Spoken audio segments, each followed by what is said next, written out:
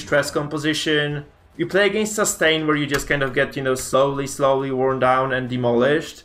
So I think overall, like, stress comps are not that great. I'm sorry, dodge comps are not that great right now. They're annoying to play against, but they're also very disturbing to use for the player, you know, kind of piloting them. So that's kind of the thing, that's kind of the issue. I really need to go first with this comp, by the way. This composition really likes to go first. So sweet Mr. Gibbs, you better make use of this. Okay, he stands a Crusader, it's not terrible. Like, oh, he also misses. Oh, good lord. You hate to see it, guys. Holy fuck. You really hate to see this. Okay, we get like a nice punch on the Graverobber. That's very good for us. Because if he just goes forward with the GR right now, what we can do is we can basically just destroy her. We can stun lock her and just kill her with the Jester next turn. So really hate to see it. So he drops the Weakening Curse here, which is obviously good. But I can just, you know, oh, I resisted the debuff as well. I can just try to, yeah, do this. Because this is a stress composition, right? It's also a stress composition. He doesn't want to lunge. He just wants to use his abilities on me. So we get 2 stuns this turn for free. Because we have like, we went second and we actually got lucky with that opener.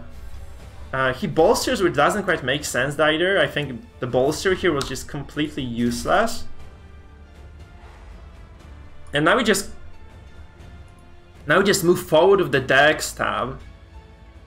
Right? We just go forward with the Dex tab. He starts his turn, and what does he do? He has to heal with the Occultist. He is like 0 tempo from the very beginning of the fight.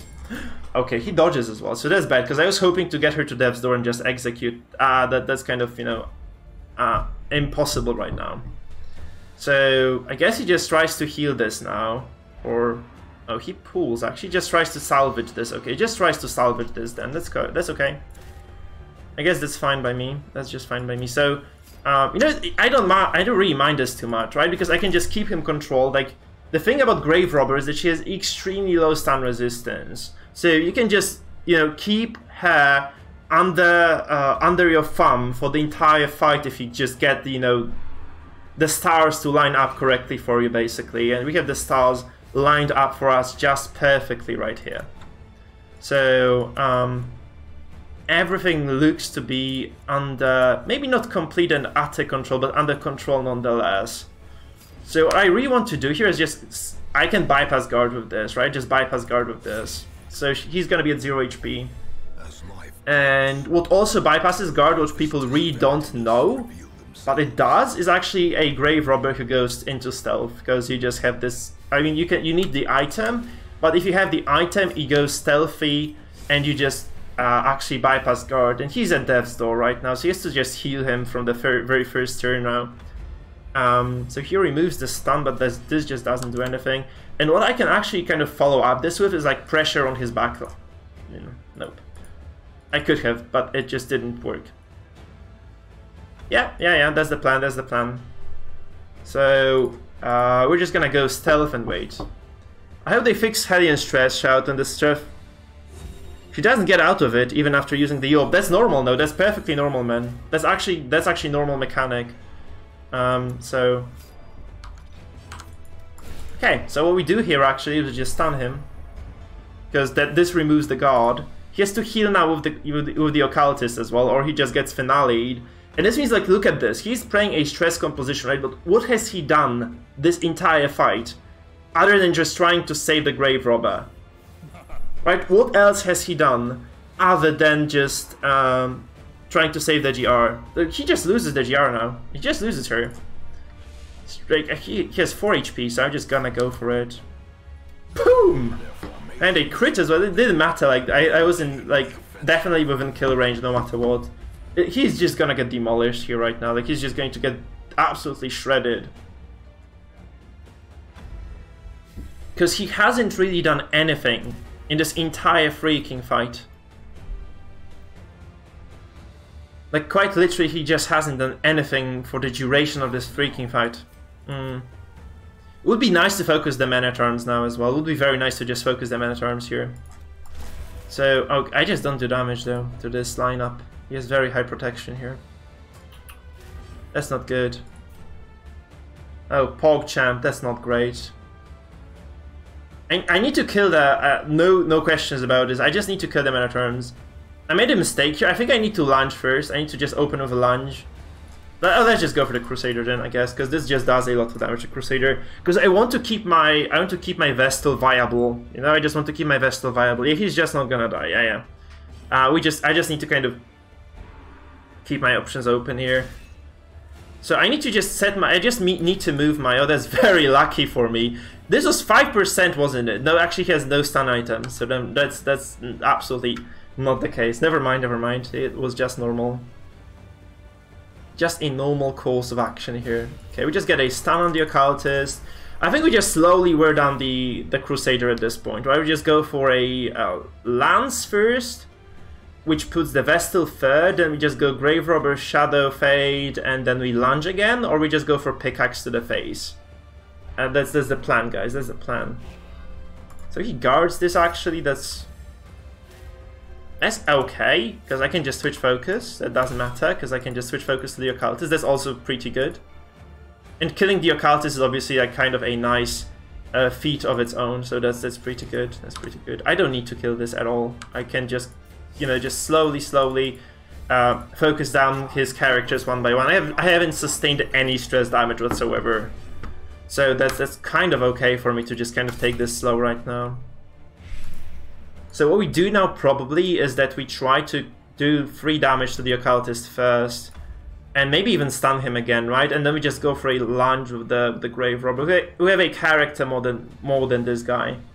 So it's pretty good for us. Okay, now we just go for we just go for damage. So we do 1 damage here with the Vestal with the Dazing Light. I also need to get rid of this. This is shit. You should never be using this.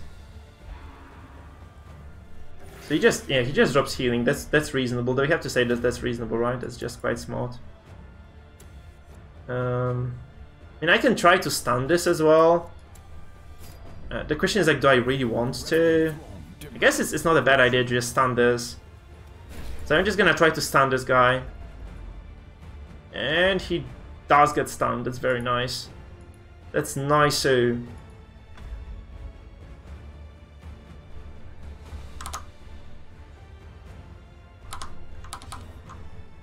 Okay, that's going very well, guys, it's going very well.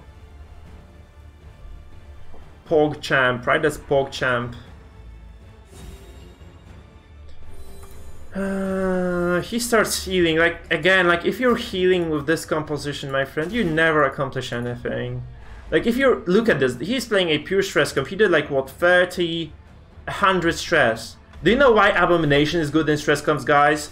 Because if a stress composition, like, if you have an Abomination, you just transform, you automatically do about 138 stress damage. We just go transform and rake, and you have the cloak. If you have the cloak item, just do so ridiculously much stress across the board. This guy has done, like, in 5 turns of playing, he did, like, less stress than an Abomination does with a single transform and rake. So that's basically the deal. That's basically the deal.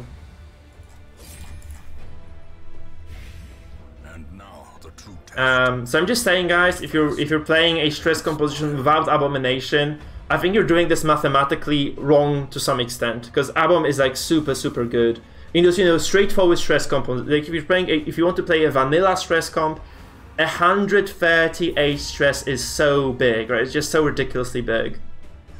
With a single transformation, so you transform, if you, like, go into transformation and you toggle out of it on turn number 2, and you toggle back into Abomination for turn number 3, it is like 260 stress across the board, right? So it's you know, overall total, which is obviously very big.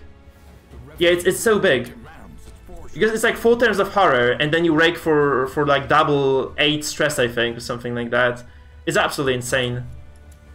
It's absolutely insane. So yeah, it's 138 because you have like 4 stacks of horror on your opponents, unless they remove the horror, obviously. And then you also rake, and you have the item that allows you to like get like additional stress damage on transform. I'll show you, guys. I'll show you how to do this. I'll show you how to stress people. I think that's gonna be a valuable lesson, right? Oh no, he dodges. We're gonna do this. We're gonna do this later. So I'm gonna teach you how to stress people. I don't think... I actually feel that the only thing that could kind of use a little bit of nerfs, a little bit of a kind of controlled nerf, would be stun. So I think it would be very nice if you were absolutely unable to stun the same character twice in a row. If they made this impossible for you to stun the same character twice in a row, this would be like the only thing I really want. Like, make all dreams come true, basically.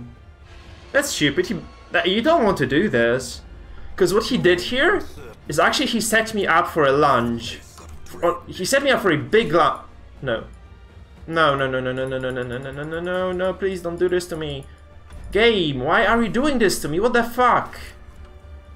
Oh, that's kind of getting my eyebrow to twitch now. Oh my god, what is this shit? This guy is like a fucking Neo with 25 dodge. He has no dodge items, nothing. Just a bolster and base 15 dodge, and he just dodges every freaking bullet. Like freaking Keanu Reeves in Matrix. That's unsavory. Absolutely fucking unsavory, if you ask me. Please don't tell me you pass again. Oh my god. And he acts out of turn twice as well. That's brutal for me. And we might actually lose this then. Oh, that's gonna be so funny. If we lose, can you guys imagine losing this game now?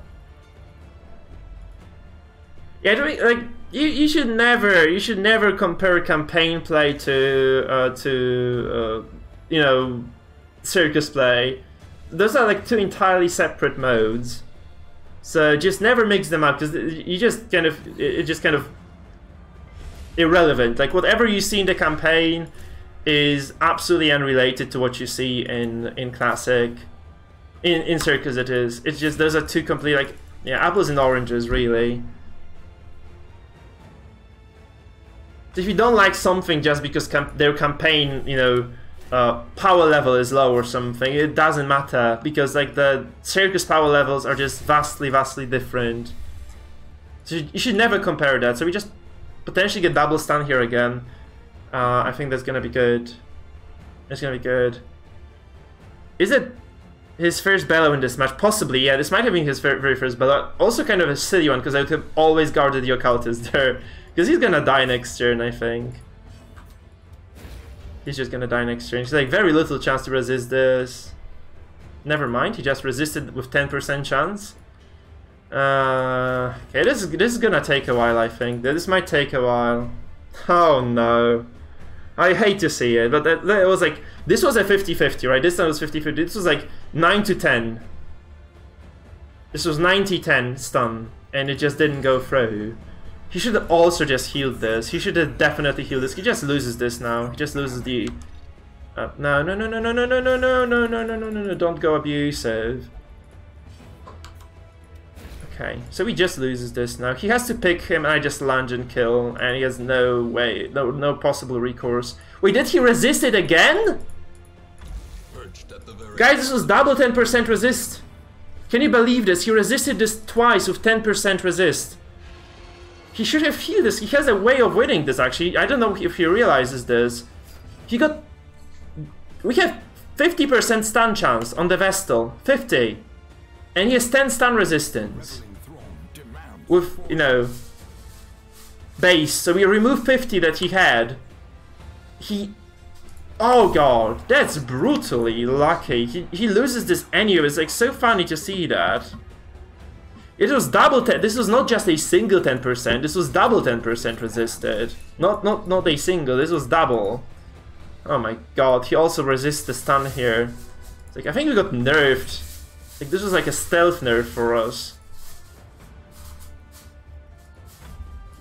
By the way, we really don't care about his high protection because we have the pickaxe here. So pick to the face actually removes, like, ignores the protection altogether. So it just doesn't matter what he does. More or less doesn't matter what he does, right? More or less doesn't matter what he does. Although we have like high bellow, actually I should have just probably removed that. I should have just removed that. That's my mistake. I should have just removed this this debuff of the Crusader. I'm just gonna do this for the Jester then. Yeah. Feels like there's like a game master sitting behind the desk and, you know, grinning devilishly right now at me. You noob, you know nothing.